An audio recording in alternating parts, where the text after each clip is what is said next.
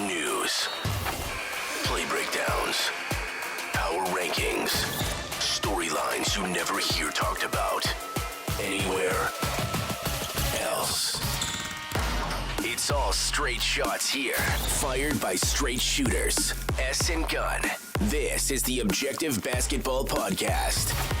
Ladies and gentlemen, welcome to the Objective Basketball Podcast. S here, Lauren joining me as always. And ladies and gentlemen, it is Tuesday morning for the people who are listening. So yes, that means we have a guest. For the people who have listened to this podcast, listen to me, listen to any of the content that they have ingested over the last couple of months, you will be familiar with this face because we have talked quite a bit about San Antonio Spurs basketball.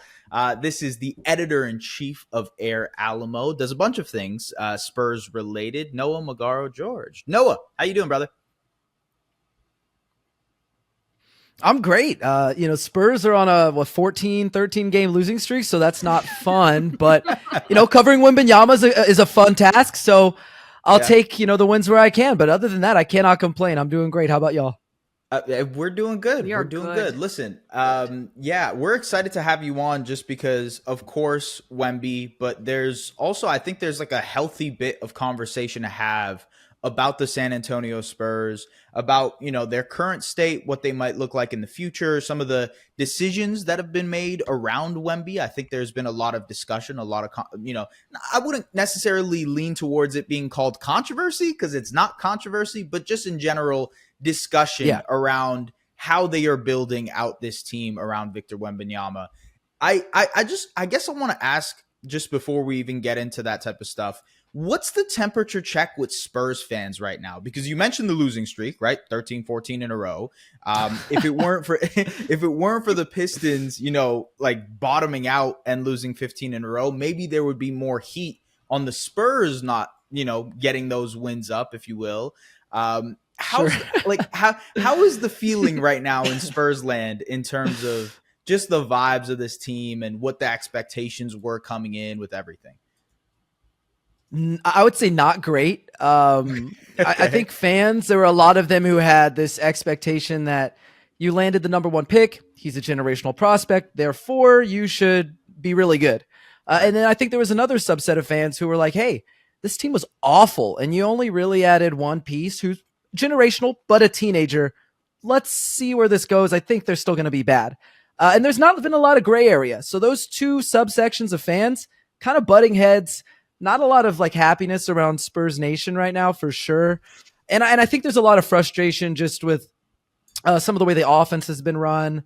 Obviously, pretty negligible improvements on defense. So, not great right now. I would say the vibes are pretty bad across the Spurs fandom.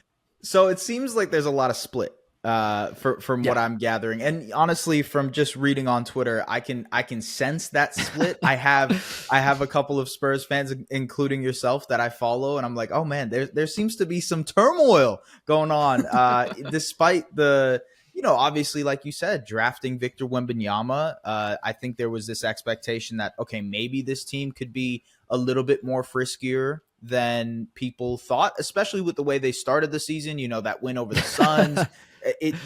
Their last win. Oh yeah, exactly. Their very last win against the Phoenix Suns, sweeping the Suns, by the way, right? Am I correct in that? Yeah. They back-to-back wins against the Suns. Yeah. My gosh. I just, it feels like we're so far away from that, right?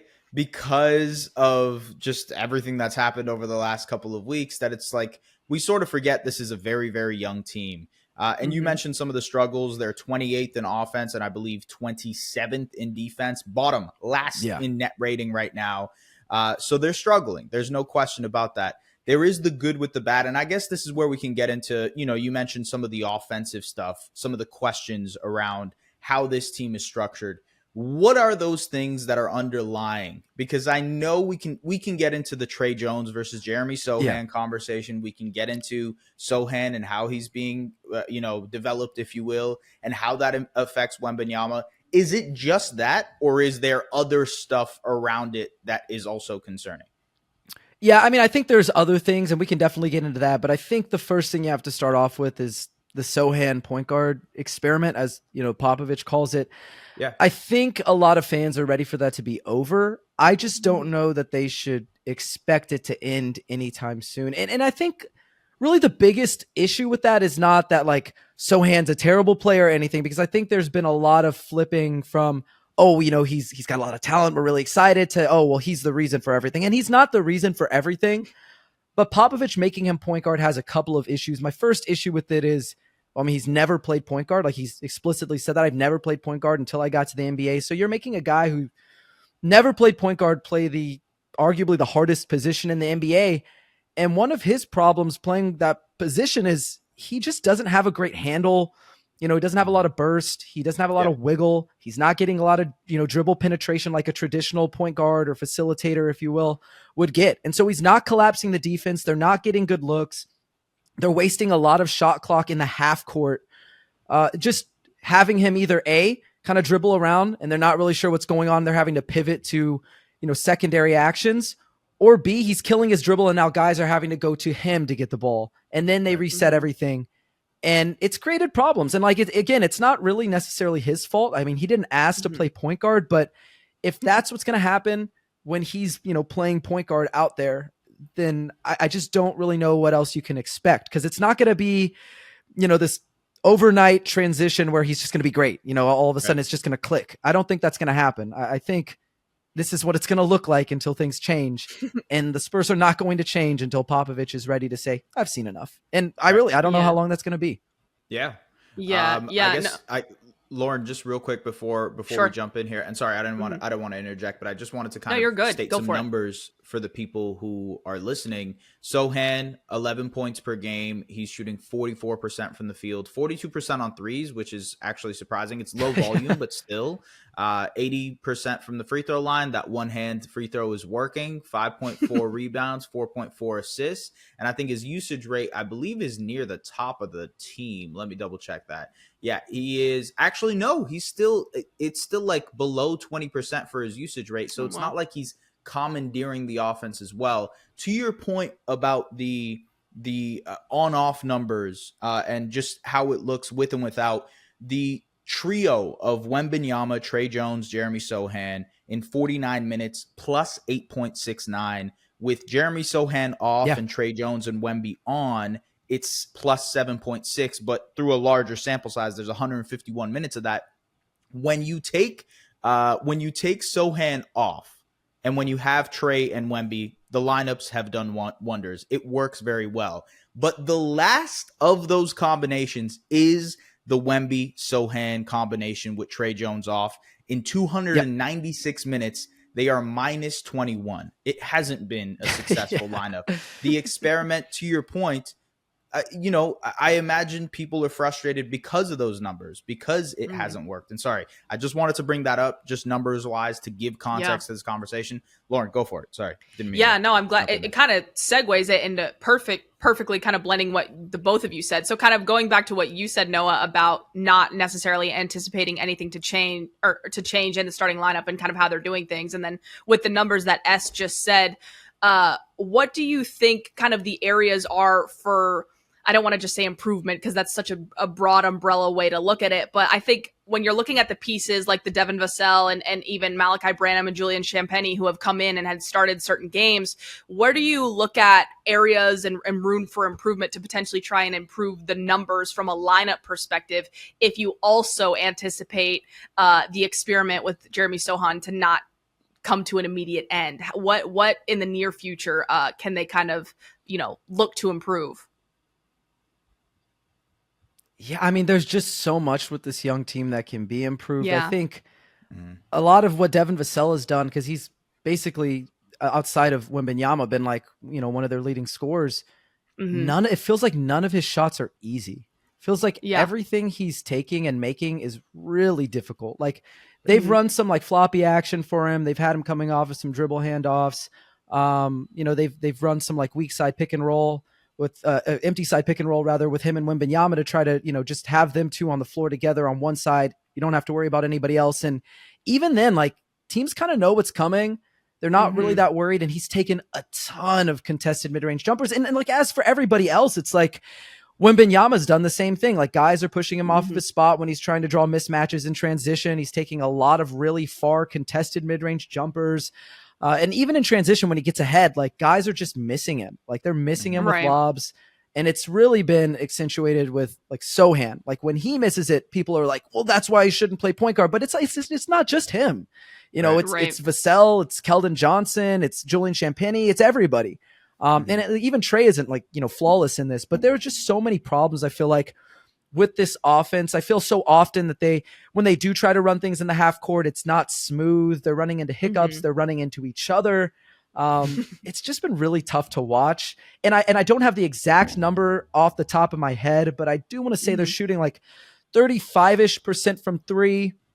Which is, like, I think 26th or 27th in the league. So the spacing isn't good either. The execution isn't good. And it's just kind of made this amalgamation of, like, ugly basketball. It's been really hard to watch at times. So just a lot of problems across the board. But again, like, if you're the youngest team in the league, I think it's going to happen from time to time, and probably more often than not. 35%. They're 24th in the NBA in percentage, and they are, I believe they're near the top of the league in attempts. I think they're 11th in attempts, yeah. They are 11th in attempts. Yeah, you got your numbers right. I think, like, in terms of what that team is, right? Vassell has improved as a three-point shooter. They're obviously getting Wemby to attempt those shots a lot. Keldon Johnson is a three-point shooter. I think the attempts-wise, you've got the right idea there, but maybe it is the lineups. Maybe it is maximizing what lineups work and what lineups don't. And I was just looking at some of the most often used lineups for this team, and it does sort of lend to the idea of Sochan versus Tre Jones. And I hate to keep bringing it to that, but when you have the starting lineup that has played 88 minutes together, and that is the Sochan, Devin Vassell, Keldon Johnson, Zach Collins, Wemby group, they're minus 16 in 88 they're minutes awful. versus the it's no been nice really way to bad. put it. Yeah, but, like, versus the Tre Jones starting lineup, which, albeit has not played a lot, 18 minutes, they're plus 15 in those minutes. Again, very, very small sample size. We haven't seen enough of it, but even in that amount of time, it's been a little bit more successful. And to your point about Sochan, yes, it's the ability to get downhill, to, you know, burst. Get downhill is a huge part of this. Paint touches is a massive part of creating these open threes and getting good looks for teams offensively. So now the defense is in rotation. Keldon Johnson is taking easier shots. Devin Vassell is taking easier shots. Wemby is taking easier shots. It works and flows a lot better. This seems like something that inevitably is, like, just a growing pain for this team. I don't think it's, you know, structurally an issue. But I also, like, I commend them for saying we're going to continue this Sochan experiment, because I think there is a really, really good talented player in there. Is he a future point guard? No, but what he's going to be for this team inevitably, which is like a Swiss Army knife, you know, like, do it all type player on the court. Having him grow as a playmaker and creator might help you long term. Do you still see that vision, or have you abandoned ship already? Yeah, I think I see the vision. I just think you kind of seen what you need to see. Like, once you get to, like, 20 or so games, I think you've got a large enough sample size. You know what's working, what's not working. And I think one thing that's really important to bring up is, like, guys from the San Antonio Express News, like Tom Orsborn, Jeff McDonald, they've been doing this for decades. And one thing that they have consistently brought up that fans continue to kind of just, like, neglect and, like, push to the side is when Pop wants to experiment with something, he'll explicitly say it, and he has, right? He's explicitly said this is an experiment. He has used those words. And when he talks about something in that context, he usually, according to the guys who've been doing this for decades, who I trust, right? Like, they usually do it for about 20 games and then they move on. We're getting to that, like, we're getting to that hallmark. Maybe they do it a little longer. Maybe they end it early, but I think we're getting to the point where it's probably over, but I think he'll be better for it, as you mentioned. Like, I just think, look, he's not a point guard. He probably will never be a point guard, but a lot of fans probably don't watch the Austin Spurs, and that's okay. They're a G League team. But, like, in the past couple of years, that's kind of what they do with all of their prospects. They just do it in Austin. And now you're seeing it in San Antonio. Like, I don't think fans are used to seeing that sort of big scale experiment for an NBA team, especially at the expense of winning. Not that this team was going to win a lot more games, but they probably could have picked up a few more wins here or there. So I think that's a thing where, like, hey, It's okay. You can be patient just a little longer. It's probably almost over, but it probably will help him. Like, just having him have that experience is huge. So I'm fine with it, especially because I think we're probably close to the end. But even if we aren't, like, there's just not a lot to lose. There's still a lot of team building that needs to be done through the draft, through free agency. This is not the thing that's going to make everything crumble. Yeah, I think what fascinates me about the Spurs roster, kind of looking at from afar for not just coming into this year, but even in previous years, they've got interesting prospects that I felt like at each draft recently, it's like, oh, that's a sleeper pick. That's a good pick. And so I'm kind of like waiting for, the Blake Wesley, the Malachi Branham, those two specifically really, really interest me. And some of these other young guys just getting a little bit more of an opportunity. And obviously now is the time where they're going to be getting those opportunities. What I wanted to ask you is, and maybe this is hard to predict, but do you foresee maybe any other potential experiments or any other significant lineup changes where maybe they play a little bit smaller or just try to go with a different lineup that could provide an opportunity for some of these guys closer to the end of the bench that I think some may still have some stock in, or a lot of stock in for that matter? Do you see those guys? Where do you see them fitting long term? Yeah, I will answer that question for sure. That is a great question, by the way. I love the question. Thanks. I think I'm going to take it in one way and then kind of get there. Okay. With the Spurs, at the beginning of the year, they were like, we're not playing Wemby at the 5. We kind of want to insulate him with Zach Collins at the 5. Look, Zach Collins has been pretty bad. You can look at the numbers. He's shooting terrible from 3. He's taking a ton of threes by Cinder standards. And it's not going well. But with Wemby at the 5, I don't have the numbers in front of me. I wish I had brought them with me. I have them. They've been awesome. I have them, They have been really awesome with him at the 5. And I think one of the lineups that would really make sense is Tre at the 1, Vassell at the 2, Keldon at the 3, Sochan at 4, Wemby at 5. I think that's your best lineup, and I think it's the one that makes the most sense. And once they do that, I think it opens the door for them to experiment with, Blake Wesley at backup point guard, because he got a ton of those minutes last season. Yeah, but that was once they kind of called it a day, and they were like, we're done. And I think he deserves a chance to at least kind of show his worth. Let's see how he's grown, but I'll be 100% transparent with you. I'm not a big Blake Wesley guy. I'm not a big Blake Wesley believer. Didn't really get the pick when they made it. And I haven't seen a ton from him. I'll be honest with you. Like, the numbers have been pretty bad on him in the NBA, but I still am excited to see, can he continue to kind of learn on the job? Because I think that's a valuable thing to have, is rather than, learn in the G League, rather than sit at the end of the bench, learning on the job is huge. So I'm more than willing for them to give him that sort of liberty to run the second unit. Will they? I don't know, but I think making that first lineup adjustment will allow them to at least try that, because you're not good. There's no reason not to try it. You should at least give it a run. Give it a run. Yeah.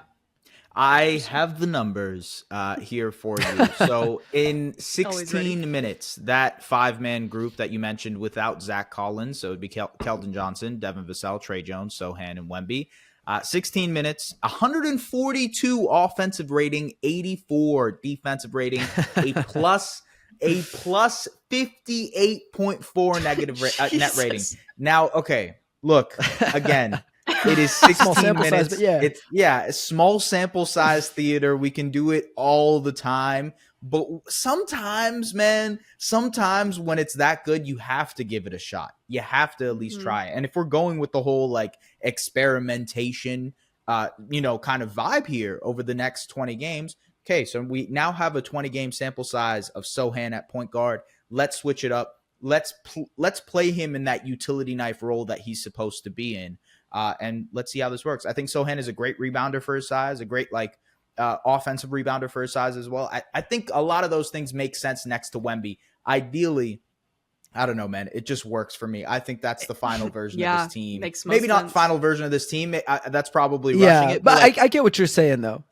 I get what you're saying, and I think if real quick, the nail in the coffin for me, where I was like, I think this experiment can be done with. We've seen enough. Sochan had a career high 33 2 games ago.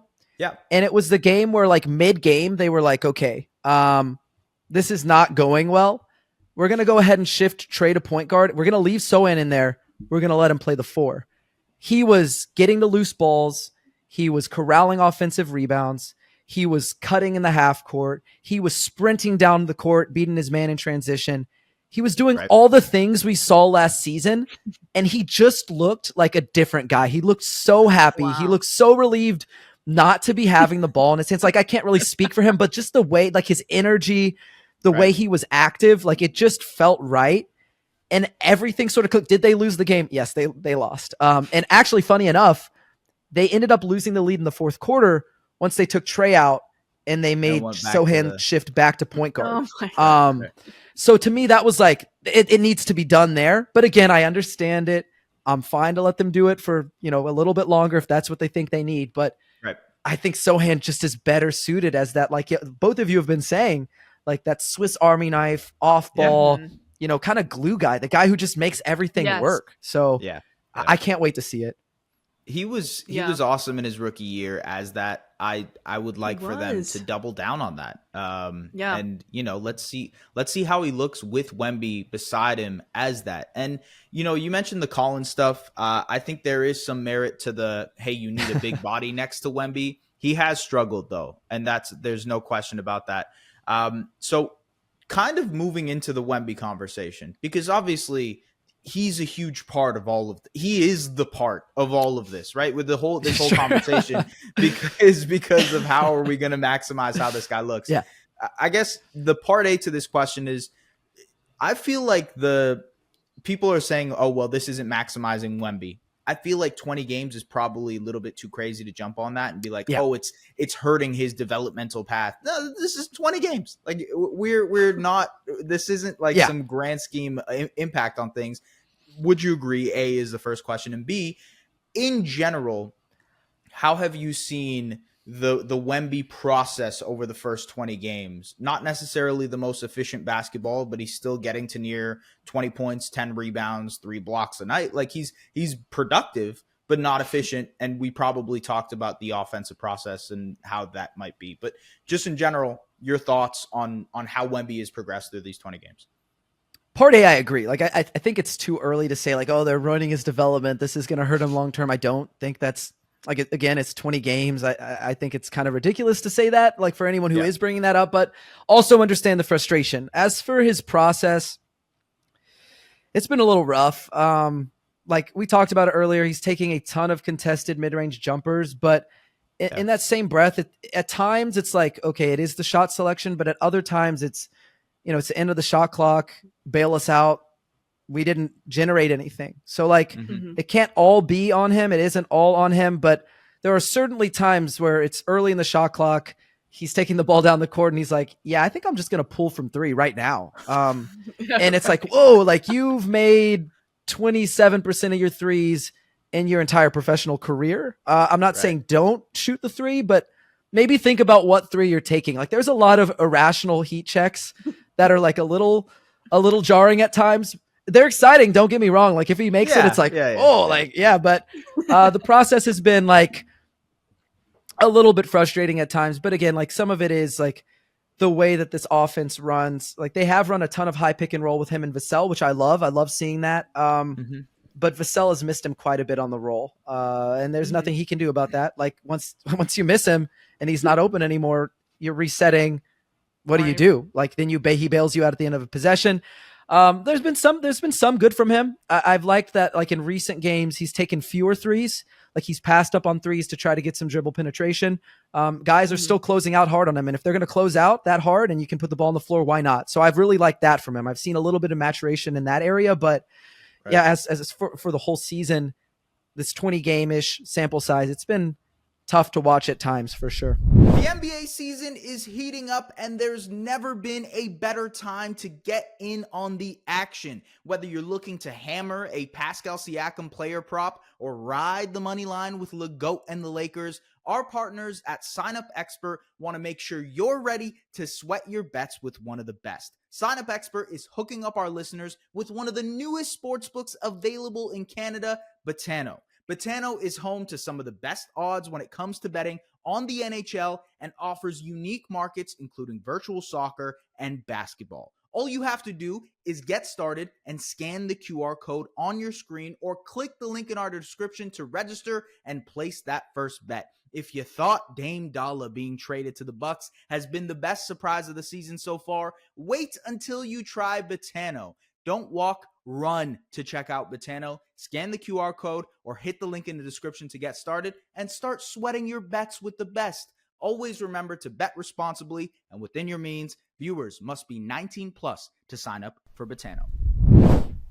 Yeah. The most jarring number for me, Lauren, is he shoots rim attempts 30% of the time on his shot diets. That's the 18th percentile for his position, according to Cleaning the Glass. So he does not shoot at the rim a lot.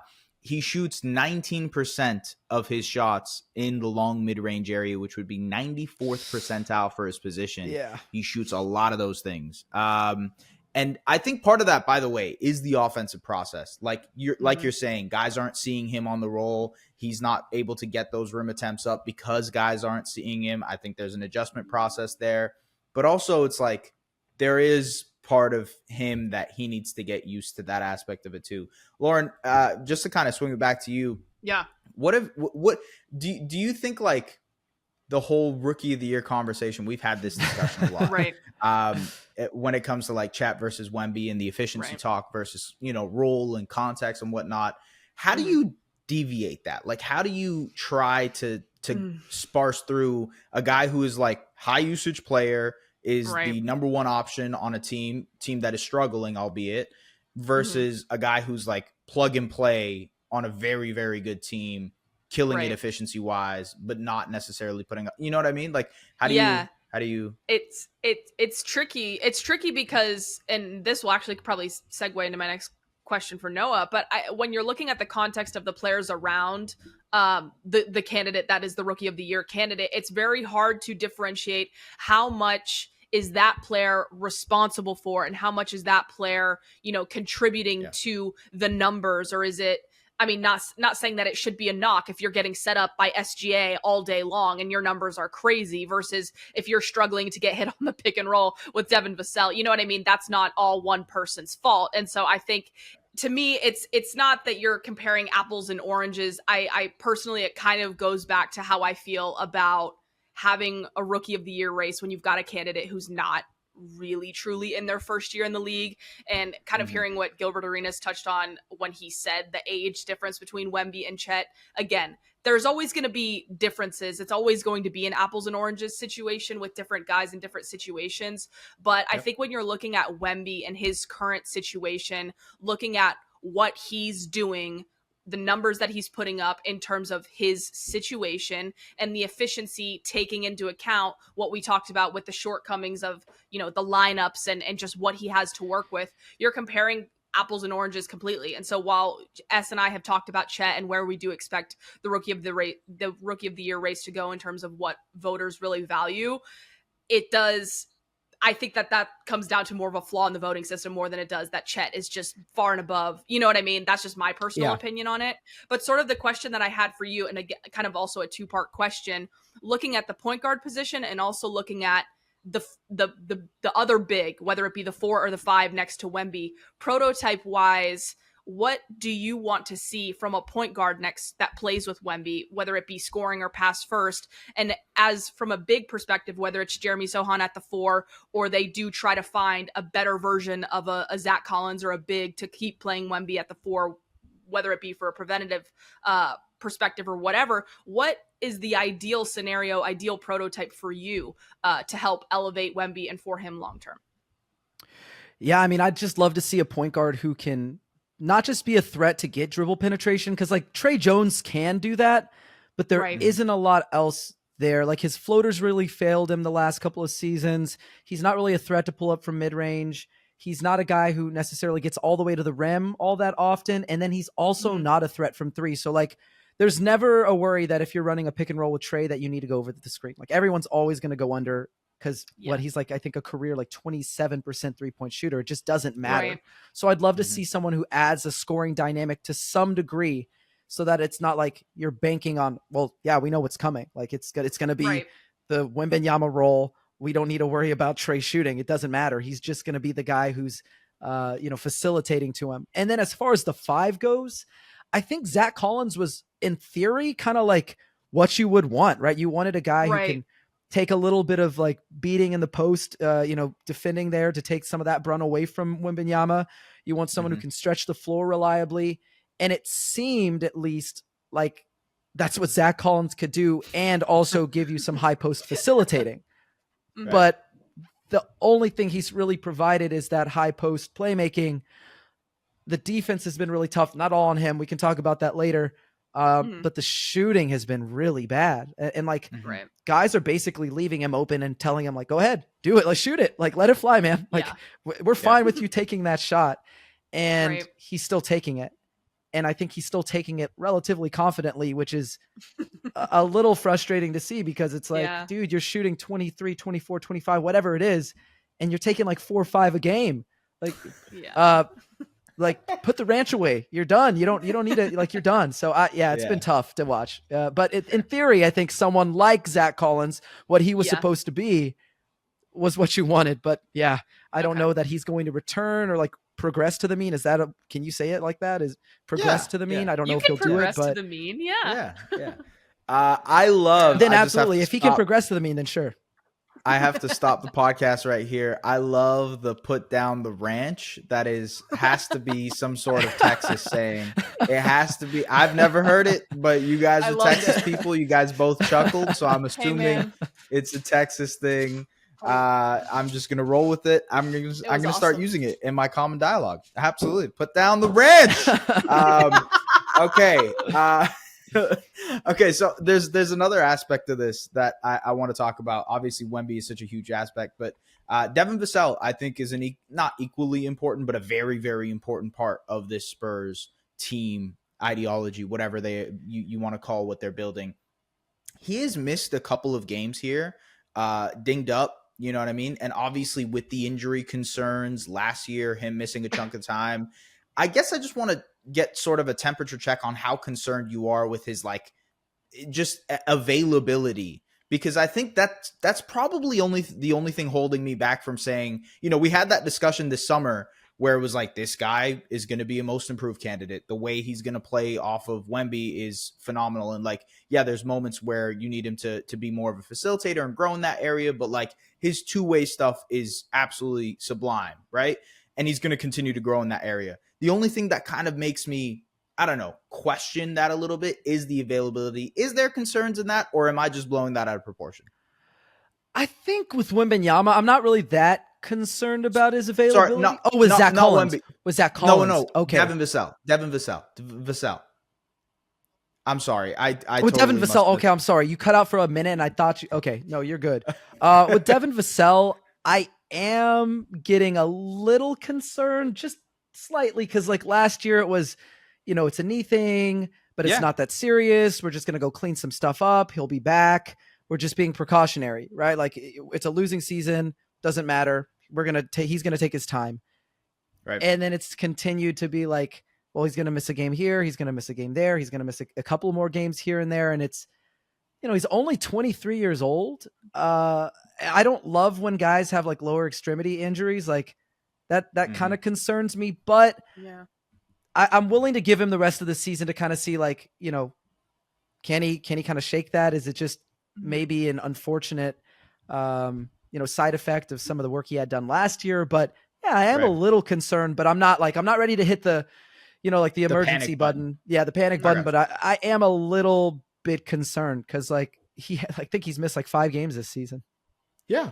It's early again. Like this could all be like precautionary. I'm not sure if it was resting back to backs or whatever, but it's very early. I'm still very high on Devin Vassell. I'm not like questioning any of that. I just think like, injuries clearly a concern for a guy who just inked his contract. Looking forward, like what that looks like. It's just a question. That's all I had. I'll put down my ranch. I have.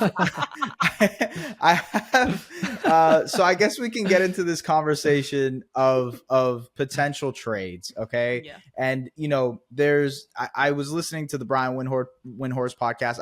I brought this up to you as well, Lauren, a couple of podcasts ago.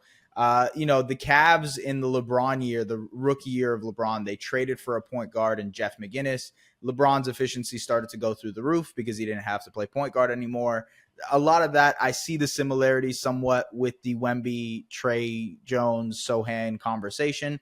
Who knows how they go that way? We just spent 20 minutes talking about the experimentation, and maybe they do shift to Tre Jones as their starting point guard. But maybe I don't think that's necessarily a long-term look. So we have some point guards that we want to throw out to you just to see what you think. First of all, do you think the Spurs are in the market to make a trade? Do you think it's like, would they be making a trade this year? I think they could. I know that Mike Scotto had said something along the lines of like Chetty Osman, Doug McDermott, and Devontae Graham are like all available, which doesn't surprise me. They don't really fit the timeline. I think all of them but Devontae Graham are on an expiring deal. So like if they're willing to part ways with those guys, which I mean, I have no problem with that at all, then sure. Yeah, especially if it means that they get another point guard and kind of add depth, because love Blake Wesley. I don't know if they trust him. And if they don't, like maybe they want to, continue to add another point guard that can run the offense so that there's a true point guard in there at all times. Right.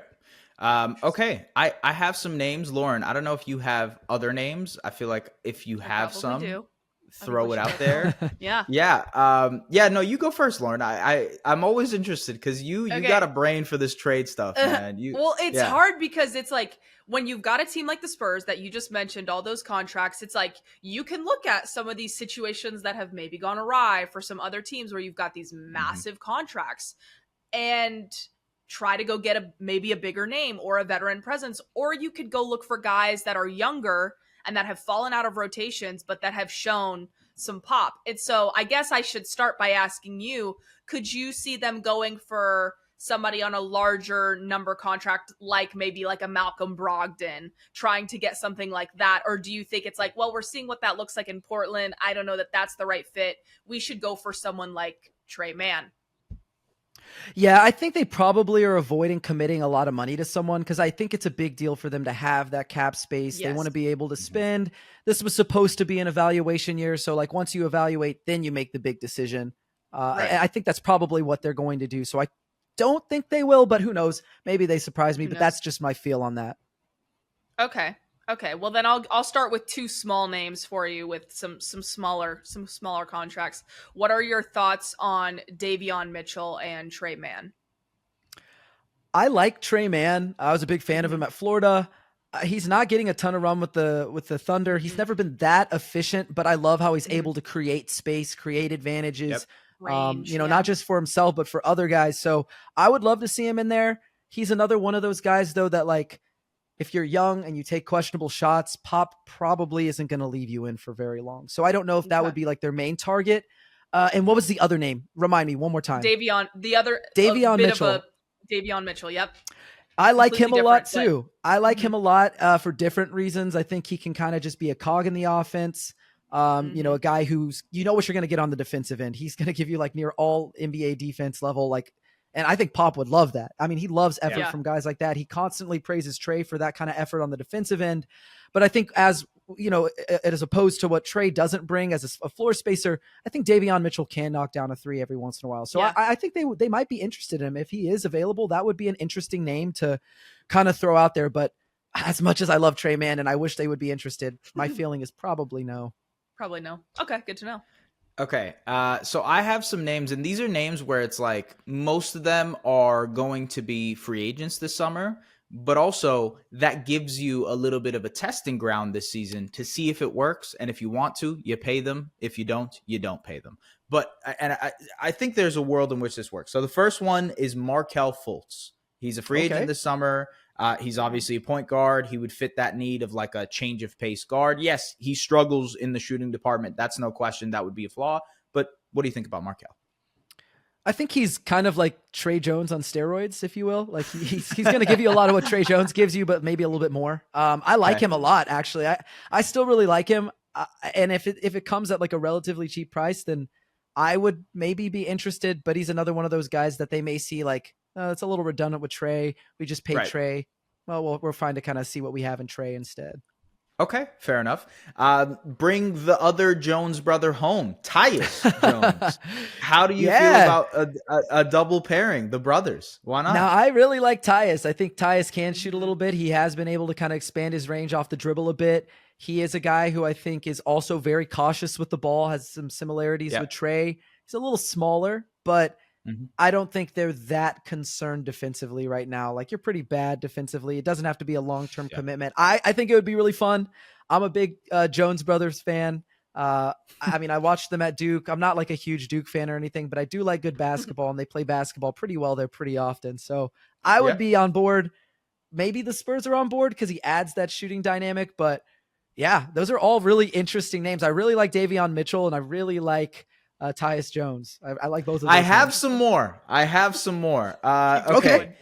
How do you feel about Jaden Ivey? This would probably cost a little bit more. I thought about this too. I'm so glad you said that. I thought about this too. He's clearly in and out of the rotation. I'm working on a video right now talking about Jaden Ivey. He's very clearly out of the rotation. Tough. Yeah. It's been really tough to watch him not being prioritized. I mean, he was second or third in Rookie of the Year voting last year. He looked awesome. I mean, yes, the deficiency is and all, but like still good starting guard in my opinion for a team that's trying to develop. What would you think about Jaden Ivey? Now, keep in mind it would probably cost you a little bit more than any of these other guys we're talking about here.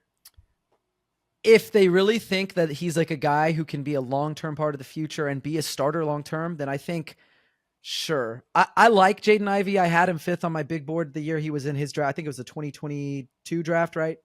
Yeah. 2022 draft with Sochan in them.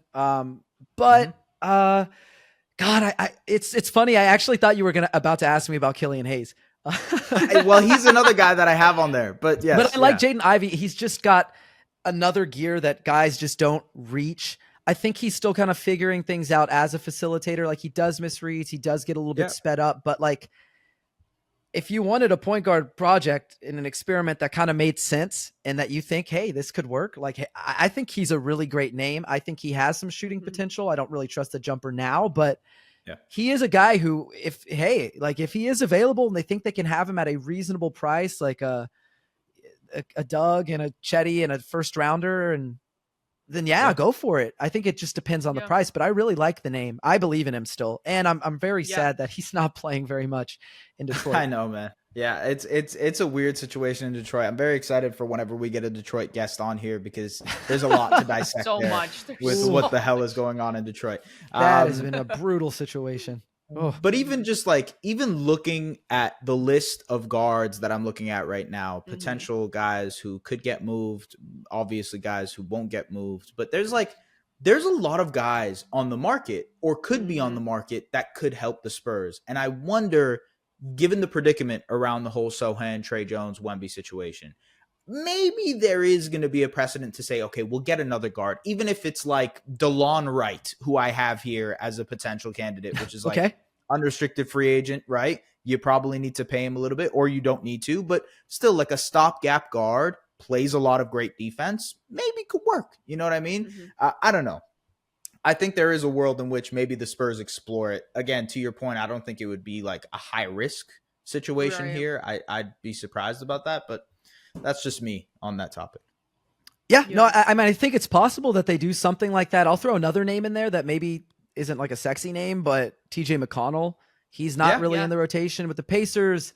Pop seems to really want to still have veteran presences around. So if they're getting rid of McDermott, they're getting rid of Osman, or thinking about getting rid of those guys and Devontae Graham, like those are kind of your only veterans. So like, are you trading your only veterans for even more young guys? Like, I could see them maybe pursuing someone like a TJ McConnell, reliable, not like overwhelming in any area, but like, you know what you're getting every night. He's been in the league for years. He knows what he's doing. He can give you some leadership. He can give you some stability. Like, he's another name, again, not like a name that anyone's going to throw a parade for, but like, I could see them trading for a point guard. I could see it happening, especially because like Devontae Graham's not playing, and like if he's not playing and they really do want more point guard play, then they have to get it somewhere. Like, it can't just be Tre, and it can't just be Tre and Sochan all year, probably. Right. It's going to be very interesting to see how this team develops. I'm very curious. Sorry, Lauren, go ahead. No, well, I'm like, do I ask about this name? I've decided I'm going to do it. But I go back and forth on what the true value of this guy would be. And there's so many questions, which I think might actually help make him more attainable. And that's Cole Anthony with the Orlando Magic, who have been really fun this season, but they have... Take him off your board. He's not available.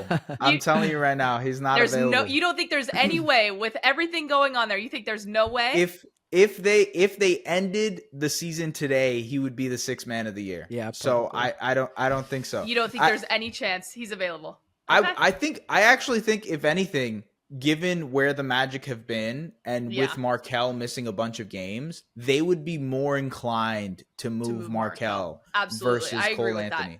I agree with that for sure. I think that they're fine. I think that they've got a financial situation looming, and I wonder if they're going to try to sell high or if they're going to wait it out and then potentially have to dump somebody. So that's where I kind of come back to Orlando. But I agree. What Cole's been doing for them this year is hard to overlook. So I'll like pass the name on that though. one, I then. like the name a lot. Like in theory, I mean, in theory, that's a type of guard that could work really well for the Spurs. And look, I actually think, like, no, we've talked about this before, but like the flexibility that the Spurs have with cap space, with the extra picks, it gives them a lot of room to try, fail, succeed, and just like work on different things that will pan out. Like, things will work out for themselves. Wemby, he will figure things out on his own too. Again, it's 20 games into his rookie season, so it's tough to say what's going to be year 3, 4, 5 for him, because it seems like the ceiling is exponential for a player like that, and we won't know, right?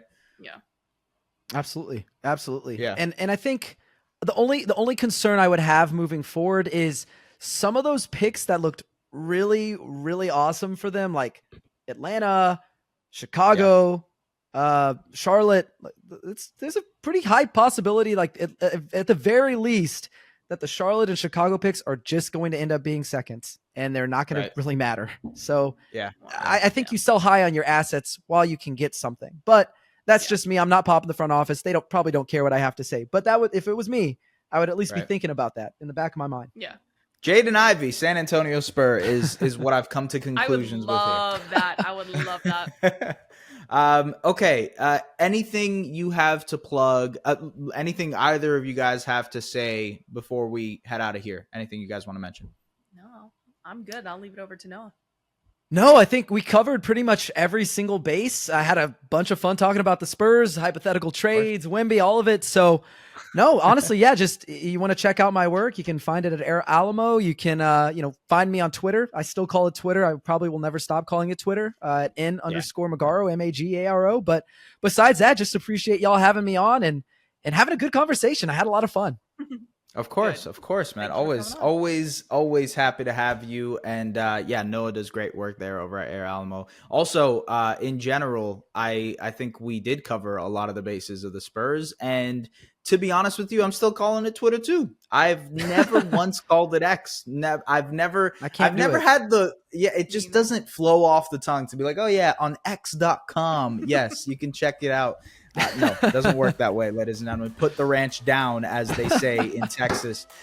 Okay, thank you very much for everybody who has listened to the Objective Basketball Podcast. From Lauren, from Noah, from myself. We will see you guys later. Take care. Have a good one. Follow hosts at Just S. Barahini on all socials and at The Lauren Gunn on Twitter. The Objective Basketball Podcast, delivering the NBA to you like no other.